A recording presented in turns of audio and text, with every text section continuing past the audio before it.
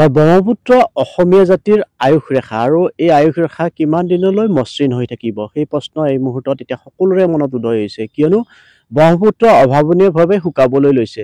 কেৱল মাজুলীতে নহয়, আমি যদি চাওঁ গুৱাহাটীতো ব্ৰহ্মপুত্ৰৰ বুকুত এতিয়া পানীৰ পৰিৱৰ্তে বালিচৰৰ পৰিমাণ বেছি হৈছে।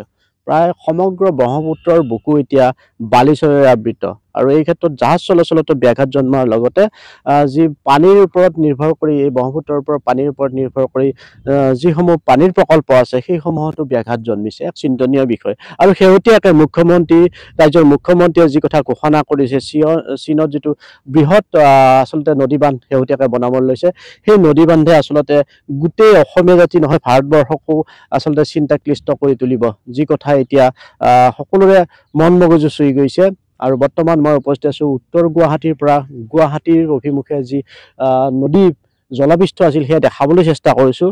আৰু এয়া আপোনালোকে ভবাৰ দৰে এই মুহূৰ্তত যথেষ্ট কুঁৱলী আছে, গতিকে আপোনালোকে যি দৃশ্য চাই আছে এয়া কেৱল বালিচৰহে, কোনো পানী নহয়। আৰু ইপাৰ সিপাৰ হ'ব পৰা এটা পৰিৱেশ, যাৰ বাবে আভ্যন্তৰীণ জল পৰিবহণ বিভাগে সঘনাই ঘাটৰ স্থান সলনি কৰিবলগীয়া হৈছে।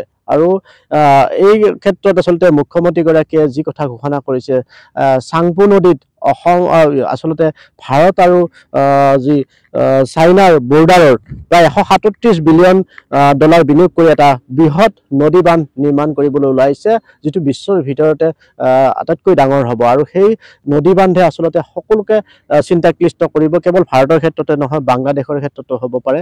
আৰু এনেধৰণৰ এটা পাকিস্তান বাংলাদেশৰ ক্ষেত্ৰতো এটা সকিয়নি হ'ব পাৰে। এই কথাই আচলতে বহুত চিন্তিত কৰি তুলিছে।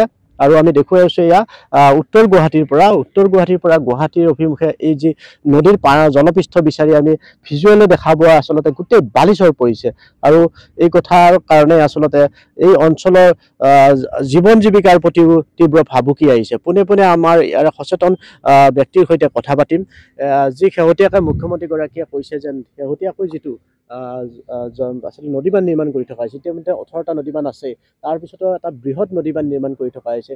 এই নদীবান্ধে আচলতে কেনেকুৱা সূচাইছে বাৰু, কি ক'ব? হয়, আমাৰ অসমৰ মুখ্যমন্ত্ৰী ডাঙৰীয়াই ইতিমধ্যে কৈছে যে চীনৰ নদীবান্ধে আমাৰ ওপৰত এক বিৰূপ প্ৰতিক্ৰিয়া পেলাব, গোটেই আমাৰ জনজীৱনৰ ওপৰত, আমাৰ সংস্কৃতিৰ ওপৰত, আমাৰ জীৱন ধাৰণৰ প্ৰণালীৰ ওপৰত। কাৰণ নদীৰ ওপৰতে এটা সভ্যতা সংস্কৃতি জীয়াই থাকে। ব্ৰহ্মপুত্ৰ আমাৰ আয়ুস ৰেখা, আমাৰ জীৱন ৰেখা। গতিকে চীনে এই ব্যৱস্থাটো আজি 1994 চনতে আৰম্ভ কৰি তেওঁলোকে 2012 চনত 3 জৰ্জেছ বিগ ডেম বুলি এটা ডেম বনাইছিল। এই ডেমটোৰ উৎপাদন 22,500 মেগাৱাট, 200-300 মেগাৱাট নহয়, 22,500 মেগাৱাট বাণিজ্যিক ভিত্তিৰ কাৰণে। আৰু এই ডেমটো বনোৱাৰ ফলত গোটেই পৃথিৱীৰ গতি বাধিত হৈছিল। গতিকে কেতিয়াবা হয়তো পৃথিৱীৰ কাৰণেও এক সংকটপূৰ্ণ কাল চীনে আমন্ত্ৰণ কৰিব পাৰে।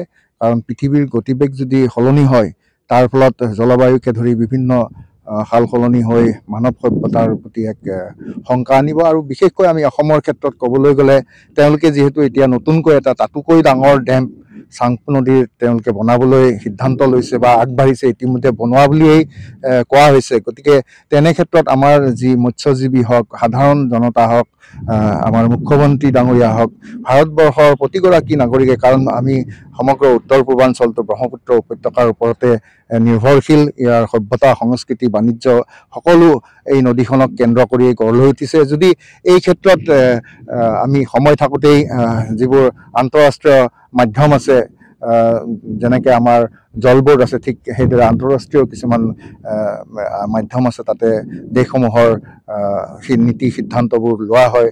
গতিকে সেই মাধ্যমত, সেই সংস্থাবোৰত সেইবোৰ সজোৰে উত্থাপন কৰিব লাগিব।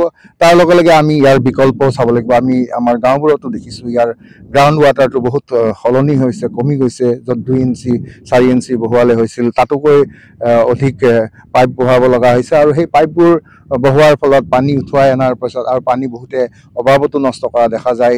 গ্ৰাউণ্ড ৱাটাৰটো নোহোৱা হ'লে মানুহৰ জীৱন ধাৰণ, খেতি বাতি, মৎস্যজীৱী সকলো ইয়াত ইনভলভ হৈ আছে, সকলো ইয়াত ব্যাধিত হ'ব। আমাৰ ব্যৱসায় বাণিজ্য ব্ৰহ্মপুত্ৰৰে আটাইতকৈ বেছি হয়, ইয়াৰ সৰবৰাহবোৰ হয়। ঠিক সেইদৰে জলপ্ৰবাহটো যদি আমি নোহোৱা হয়, আমাৰ যি সেউজ পৰিৱেশ আছে সেই সেউজ পৰিৱেশৰ ওপৰতো এক প্ৰভাৱ আহিব আৰু আমাৰ যি চিৰসুন্দৰ সেউজ পৰিৱেশ অসমৰ সি বিনষ্ট হ'ব আৰু ই হয়তো মৰুভূমিত পৰিণত হ'ব আৰু আমাৰ হয়তো মানৱ সভ্যতা আমাৰ যি ব্ৰহ্মপুত্ৰ অসমীয়া সংস্কৃতি সভ্যতা ভূপেন হাজৰিকাদেৱে কোৱাৰ দৰে সংকটত আছে মই ভাবোঁ। হয়, আৰু সঁচাকৈয়ে সংকটত আছে। আজি কেৱল অসমৰ ক্ষেত্ৰতে নহয়, ভাৰতবৰ্ষৰ ক্ষেত্ৰতে নহয়, 3খন দেশত ইয়াৰ প্ৰভাৱ পৰিছে বা পৰিব।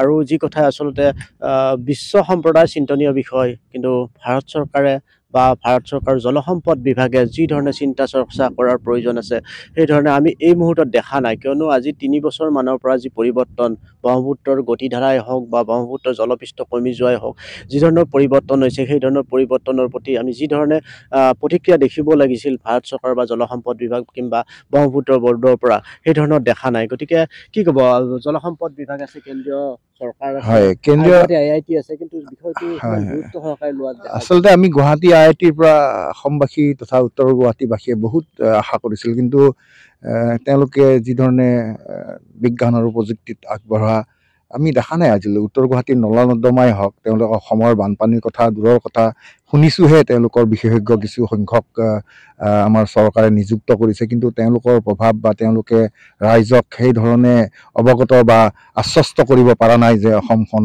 বা ব্ৰহ্মপুত্ৰখন আমি বচাই ৰাখিব পাৰিম বা আমাৰ যিটো হয়তো এটা সময়ত যুদ্ধ হ'লে চীনে এই ব্ৰহ্মপুত্ৰক জলবম হিচাপেও ব্যৱহাৰ কৰাৰ আশংকা আমি কৰিব পাৰোঁ। আপুনি বিচৰা বাতৰি পাব কেৱল নিউজ 18 এপত। নিউজ 18 এপ ডাউনলোড কৰিবলৈ স্কেন কৰক এই QR কোড। গুগল প্লে ষ্টৰতো পাব এই নিউজ 18 এপ।